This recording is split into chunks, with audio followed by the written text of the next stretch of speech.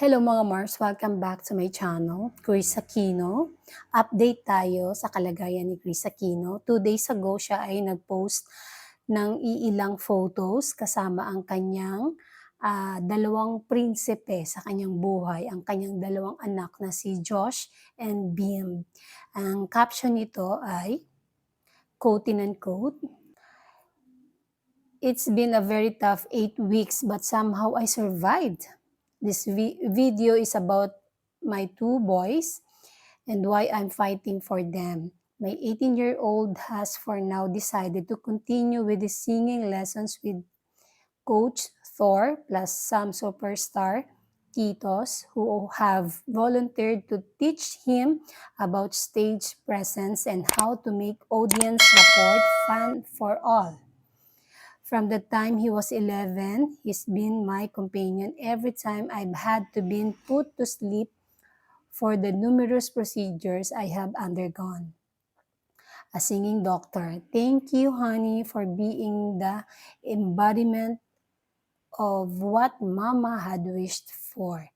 There's a surprise in one of the pics. That's a video." Kasi mga Mars, di sa video na to na pinost ni Ma'am Chris Aquino ay si Bimbi ay kumanta lang naman siya ng kanta ni Willie Revillame na Ikaw Na Nga. May boses si Bimbi. Mga Mars, ang cute. Akalain mo yon dati, nakikita lang natin ang liit-liit nun dati sa The Bus, mga ganun.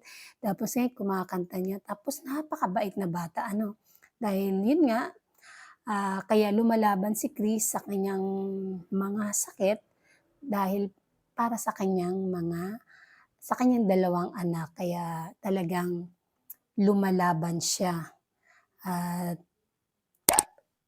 kinakaya niya lahat ng nararamdaman niyang sakit para lang sa dalawa niyang anak na si Josh and Bim. Ayan, di ba? Kaya Chris Aquino, tama po yan, laban lang po talaga and pray.